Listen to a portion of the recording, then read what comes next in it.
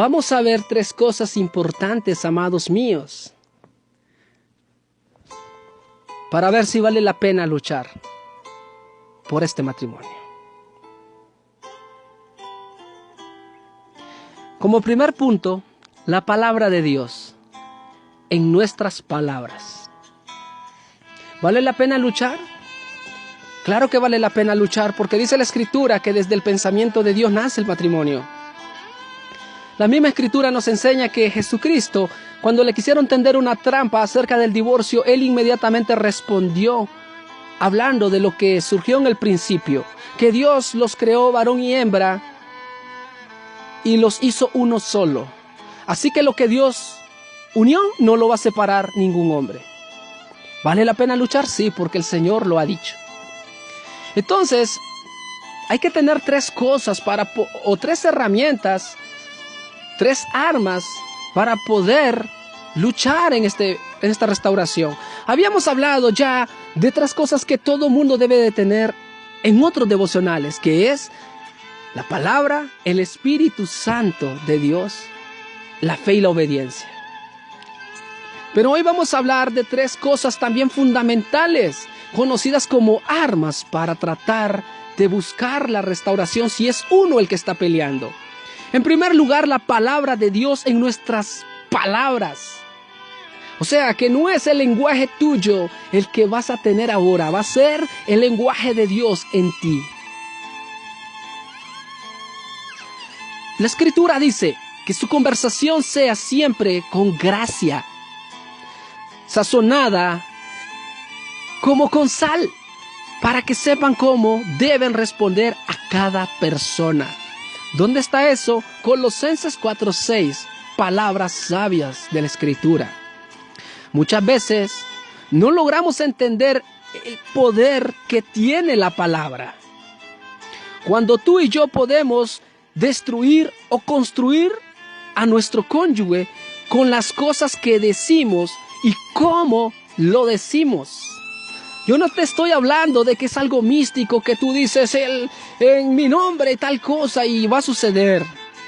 Yo te estoy hablando que en lo que tú puedes sacar de tu boca tiene poder. ¿Pero qué tipo de poder? Poder para destruir y poder para edificar. Mira en el libro de Santiago y vamos a ver cómo la lengua tiene poder para destruir. Y que si somos sabios podemos frenarla. Y si la refrenamos, todo nuestro cuerpo, solo refrenamos nuestra lengua, todo nuestro cuerpo va a tener un beneficio.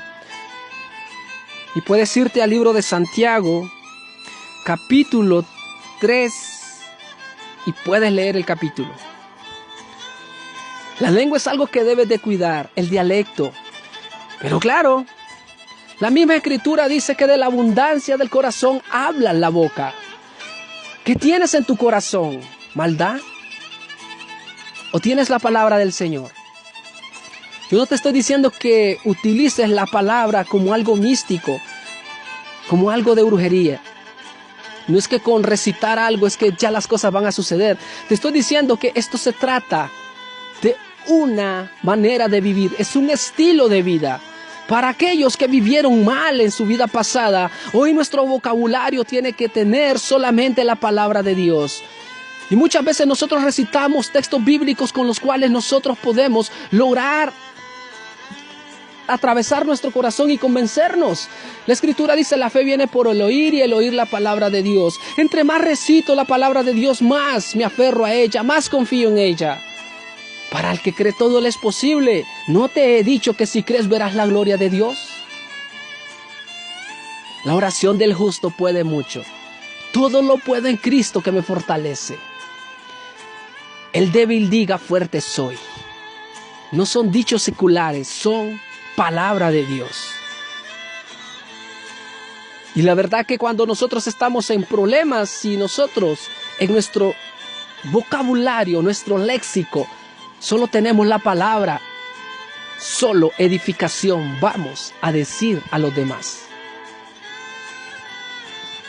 2, debemos confiar en la sabiduría de Dios. Cosa difícil porque para muchos el confiar es lo más difícil en este proceso. Miremos un precioso salmo que habla acerca de la sabiduría. Salmo 1 del verso 1 al 3. Feliz el hombre. Oiga bien, feliz el hombre. ¿Cómo comienza? Que no sigue los consejos de los malvados, sino que va por el camino de los pecadores. No hace caso, feliz el hombre que no sigue los consejos de los malos o malvados, ni va por el camino de los pecadores, ni hace causa común de los que se burlan de Dios. Vamos al 2. Sino que pone su amor en la ley del Señor, y en ella medita de día y de noche. Note que en el verso 2 dice, sino que pone su amor en la ley de Dios o del Señor, y medita en ella de día y de noche. ¿Cuál ley? No, hermano, la ley fue abolida. No, es que te está hablando de una ley que te va a ayudar. Hay una ley que le conocen como Torok, que traducida que conoce como Torok o Torah. Son enseñanzas de cómo uno puede vivir. Son preceptos de cómo uno puede andar correctamente delante de Dios. Son instrucciones de cómo el hombre de Dios debe caminar para poder vivir una vida santa y agradable delante de Dios. Esto no son reglas de hombre, por eso el Señor Jesucristo siempre apartó las reglas y los mandamientos de hombre de las reglas y los mandamientos de Dios. Una cosa son los mandamientos de hombre, una cosa son el acta de decreto por haber infringido la palabra de Dios, otra cosa muy diferente es la palabra de Dios. Feliz el hombre que consigue no andar en consejo de malvados, ni va por el camino de los pecadores, ni hace causa común de los que se burlan de Dios. Sino, ahí hay una variante, sino, o sea, que cambia, que pone su amor en la ley del Señor y en ella medita de día y de noche. Y si yo hago eso, y si yo hago caso a lo que Jesús me ha dicho, yo hago caso a lo que los apóstoles del Señor que nos dejaron en esta instrucción en sus escrituras, si hago caso y veo a los profetas como ejemplo para mi vida, ¿qué sucede? Ese hombre es como el árbol plantado a la orilla de un río y da su fruto a su tiempo. ¿Cuál fruto? Los frutos del Espíritu. Y jamás se marchita su hoja. O sea, el marchitarse es cuando alguien se derriba, se derrota, se cae, se muere poco a poco. Pero dice la Escritura y dice, jamás se marchita su hoja y todo lo que hace le saldrá bien. Es la clave del éxito. La clave del éxito, la obediencia a la palabra. Una vez que yo soy salvo, una vez que creo en Jesús, ¿qué debo de hacer? ¿Pecar? No, de ninguna manera. Obedecer al Señor. Andar en los preceptos del Señor. Cumplir todo lo que el Señor nos ha dicho. El Salmo 111, verso 10 dice, la mayor sabiduría consiste en honrar al Señor. ¡Ja! ¡Qué tremendo! ¿Cuál es la mayor sabiduría? Consiste en honrar al Señor. Los que lo honran tienen buen juicio. Oiga, los que lo honran tienen buen juicio. Dios será siempre alabado. Usted quiere tomar buenas decisiones. Usted quiere tomar buen juicio. Usted quiere, querido amigo, ser dirigido correctamente. Busque la sabiduría del Señor. Busque al Señor. O sea, confíe en la sabiduría de Dios, porque Dios a través de su palabra le va a estar explicando por qué permite tantas cosas y usted solamente debe buscar la voluntad de Dios sobre su voluntad. Reconocer esto requiere humildad, amado hermano, y a nosotros muchas veces no nos gusta la humildad, nos disgustamos de ella. Somos orgullosos. Pensamos que tenemos bajo control todo y que podemos por nuestro propio esfuerzo hacer las cosas. Pero la realidad es que nuestras fuerzas deben provenir de afuera. ¿De dónde? Del Señor, del único, del que creó el matrimonio y el único que puede reinstituir lo que tú y tu pareja destruyeron. Adán y Eva realmente lo que hicieron en el huerto del Edén fue algo catastrófico.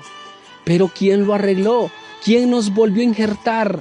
¿Quién nos hizo otra vez coherederos? Jesús. Jesús.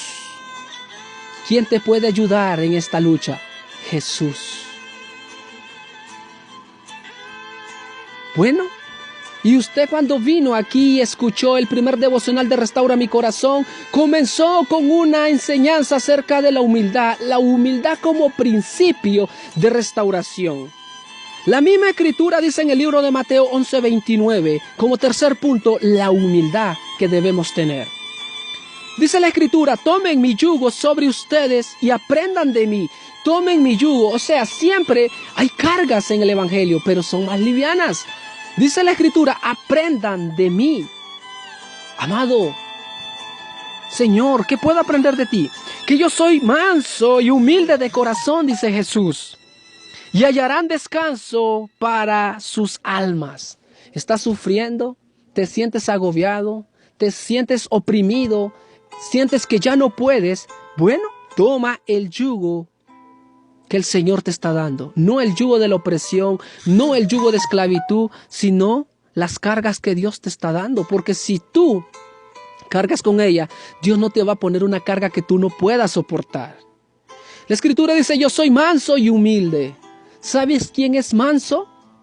Yo una vez daba un ejemplo en una iglesia que predicaba y de repente le dije, no me lo tomen a mal, pero es uno de los ejemplos más claros que yo pude ver en mansedumbre.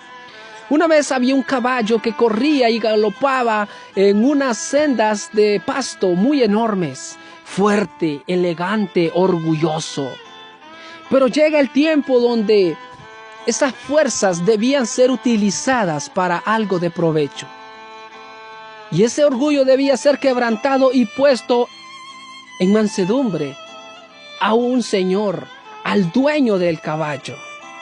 Y el caballo no quería dejarse sujetar, pero vino el dueño y lo toma, lo sujeta y lo amansa. Amansar, dice la escritura, ser manso. Este caballo no perdió su fuerza, no perdió su belleza, no perdió su vigor. Sencillamente las fuerzas las utilizó en lo que debía utilizarlas. Y no perdió, con el hecho de ser manso, no perdió lo que él era, sino que le puso valor a lo que él le habían dado, o sea, lo que él era en sí mismo. Pero su dueño sabía bien que lo que hacía no era para mal. No quería que este fuera un caballo salvaje. Él deseaba que este fuera un caballo que estuviera al servicio de su casa, pero al mismo tiempo que fuera el mismo caballo hermoso que galopaba en aquellas praderas. La escritura dice, yo soy manso, el Señor no perdió su preciosura por haber venido a la tierra como hombre. Así tú no vas a perder lo precioso que tienes por dentro por seguir al Señor y ser manso y humilde. Porque el principio de toda restauración comienza con la humildad, entendiendo que nosotros no pudimos, pero reconociendo que Dios a través de Jesús sí puede. Y hallarás descanso a tu alma. Estamos en Cristo, siempre tenemos esperanza. Por el Espíritu Santo viviendo en nosotros. Podemos mirar a Cristo e imitarlo a Él. Jesús es el perfecto ejemplo de humildad, quien voluntariamente se humilló a sí mismo, haciéndose obediente a la muerte. Y como oveja que no abrió su boca, fue llevado al madero. Amado hermano, ¿vale la pena luchar? Vale la pena luchar. En primer lugar, porque el matrimonio es institución hecha por Dios. En segundo lugar, porque el Señor te da las herramientas para poder conseguirlo. Pero quiero que entiendas que así como aquel caballo que era fuerte, muchas veces vas a empezar a corcovear por las cosas que no quieres cambiar. Hay tantas cosas que nosotros no queremos cambiar, pero hay que dejarnos sujetar por la palabra, por el Espíritu Santo, por Jesús. Una vez que lo hacemos, esa fuerza, ese vigor que desperdiciabas corriendo de lado a lado en las praderas, lo vas a invertir en lo que vale la pena. Hay personas que desperdician sus fuerzas en estar haciendo tantas cosas. No, utiliza todas esas fuerzas para buscar a nuestro Señor. Y no te preocupes, las cosas vienen por añadidura. Si Adán estuvo poniéndole nombre a los animalitos, Dios ya había pensado que necesitaba ayuda idónea. Cuando Adán se dio cuenta, ya el Señor se daba cuenta antes. Y en medio del trabajo y la labor de Adán, el Señor ya estaba planificando cómo hacer que aquella ayuda idónea estuviera con Adán. Luego la Escritura dice que a Adán le cayó sueño. El Señor hizo que tuviera sueño y le extrajo de una costilla, de un costado, a Eva. Y se la creó y se la presentó. Ahora yo te voy a decir, la Escritura dice que hallará descanso para tu alma. Busca al Señor y en ese descanso que tengas en el Señor te aseguro que Él, en el día menos pensado, te va a traer aquella persona que siempre ha estado a tu lado. Mas busca primeramente el reino de Dios y su justicia, y las cosas van a ser añadidas. Deleítate a sí mismo en el Señor y Él te concederá las peticiones de tu corazón. Soy tu hermano Jairo Ávila y esto es el devocional de Restaura mi Corazón. El tema, ¿vale la pena luchar? Yo te diría que sí vale la pena, porque el Señor está contigo. Que Dios te bendiga. Deja tu like para que nos apoyes y comparte para alcanzar más personas y poderle ayudar a través de la palabra de Dios. Que el Señor te bendiga.